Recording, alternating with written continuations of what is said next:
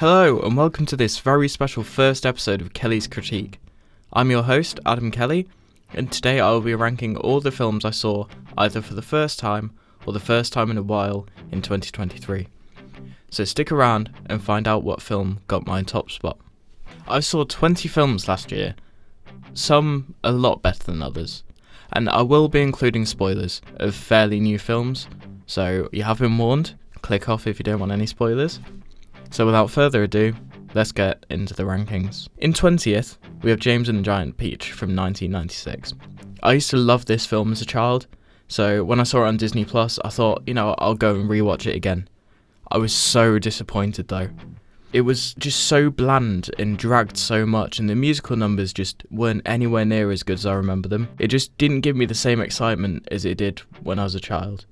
I remember it being a film with lots of fun in it, lots of vivid colours after James entered the peach, but the colour palette was still really bland after he entered the peach. And I'm not saying the lack of colour is a bad thing, however, it just wasn't what I remembered it being. Coming in at 19th is The Scout's Guide to a Zombie Apocalypse. Again, this was a film that I had watched and thoroughly enjoyed a few years ago. However, after rewatching it, I couldn't see what I found so funny about it. The jokes just fell flat and the zombies didn't make any sense. The zombies in this film had the same attributes they had when they were living, which I don't understand how a brain-dead being would still be able to run at full speed at someone and rugby tackle them. 18th place goes to Taika Waititi's new film, Next Goal Wins. I was so excited to see this film because I love football and I thought the premise of the film was amazing. I love the story of the American Samoa football team winning that match against all odds after conceding an embarrassing defeat 31-0. However,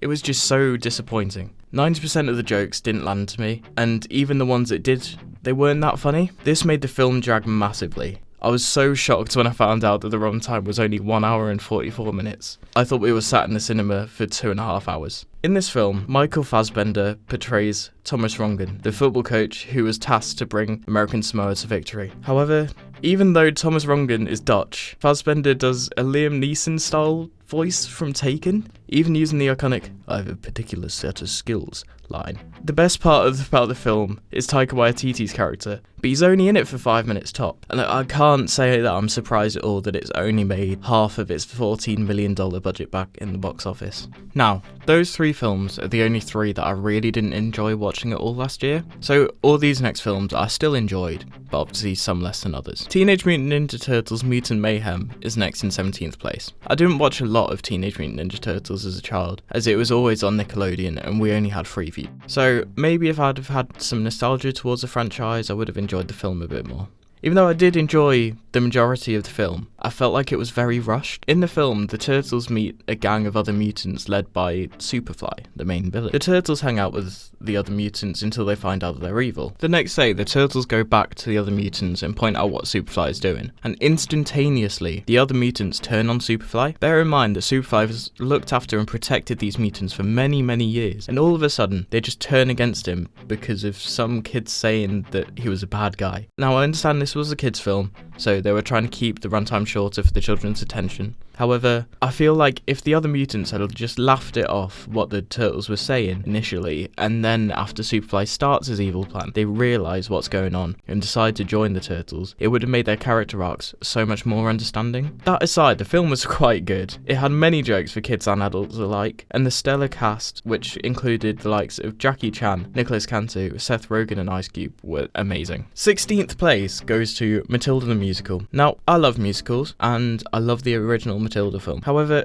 for me, the film adaptation of the musical just didn't feel as magical as it could have. The songs are amazing, all the actors involved were extremely talented, but I just wasn't feeling that Roald Dahl magic. And I feel like Emma Thompson's portrayal of Miss Trunchbull just wasn't scary enough. Pam Ferris did an amazing job in the original, so it was always going to be hard to top that, but I do think that Emma Thompson could have put a bit more in to make Trunchbull even scarier. However, Lashana Lynch and Alicia Weir were amazing as Miss Trunchbull and Matilda respectively. Pitch Perfect 3 comes in at 15th place. Pitch Perfect is one of my favourite film franchises, however, the third one is a bit lackluster in my opinion. The plot doesn't flow as well as the first two, and after winning the World Championship in the second one, it would be so hard for them to come up with something higher for the Bellas to achieve. I also feel like the songs are less iconic than the other two, although it's definitely still a great film, it just doesn't fill me as much joy and creativity as the first two do. In 14 is Thunderbirds I'll Go from 1966. I absolutely love the 2004 Thunderbirds film, but I'll talk more about that one later. But this film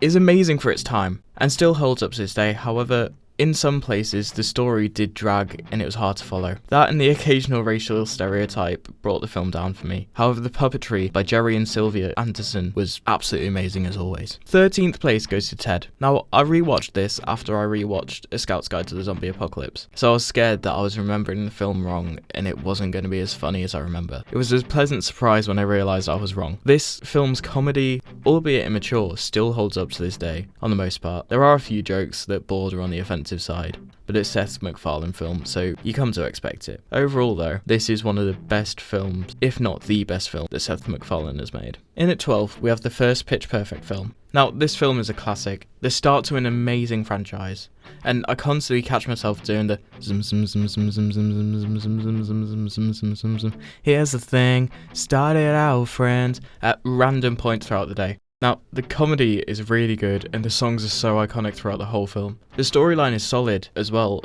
I didn't think I'd enjoy a film about a cappella until I first watched it about 6 or 7 years ago and absolutely fell in love with the franchise. Pitch Perfect 2 is in 11th place. This is the epitome of the Pitch Perfect franchise. The storyline of the Bellas trying to win the World a Cappella Championships against the best of the best after a horrendous incident at the Kennedy Center, which had their chances of ever performing again lowered, is amazing. As well as Becca's side plot of trying to get into the music industry as an intern while still being at university. It's just interesting and hilarious. And obviously, I can't not mention Snoop Dogg, his brilliant cameo in this film, which has me singing Here Comes Santa Claus on the second verse of Winter Wonderland every time I hear it. Number 10 on my list is The World's End, the third and final entry of the amazingly funny Cornetto trilogy.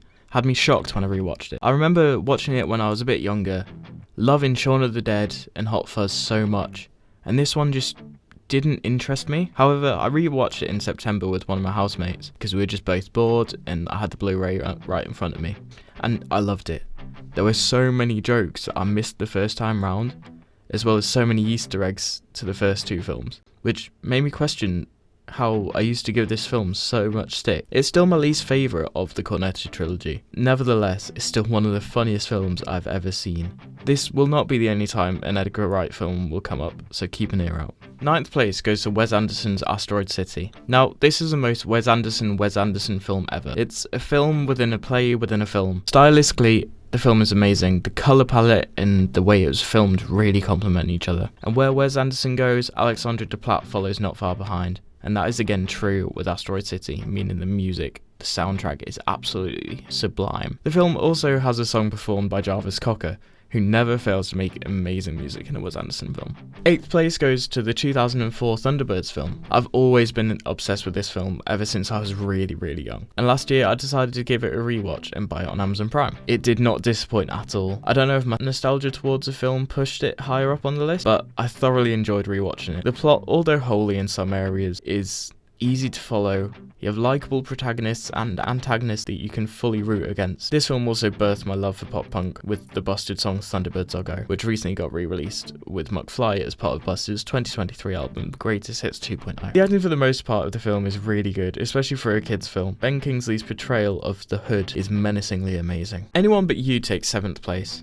When I saw the trailers for this, I thought, it's just another rom-com with a stupid plot and unrelatable and unlikable characters. I was proven very wrong. Not only was the plot actually fairly interesting, all of the jokes were funny, the characters were relatable, and the cinematography was actually really good. When watching rom-coms, I usually don't find myself rooting for the couple, as they come across as bratty or just not right for each other. However, in this, I actually wanted them to get together, as the chemistry between them really shone through in the film, and the soundtrack is amazing. The main song from the film is Unwritten by Natasha Bedingfield, which is an amazing song and is used mainly as the serenity song for the male protagonist. Overall, it's such a good film. In its 6th place and just missing out on the top 5 spot is Scott Pilgrim vs. the World. I told you Edgar Wright will be back in this list, and here we are. Scott Pilgrim vs. the World is such a good film. I don't know how I hadn't seen it before last year. The music is right down my alley, and Edgar Wright is one of my favourite directors, and the comic book style of the film has always interested me. Michael Cera was the perfect casting of Scott Pilgrim, a socially awkward young adult. That's just Michael Cera written all over it. The editing of this film really suits the comic book styling that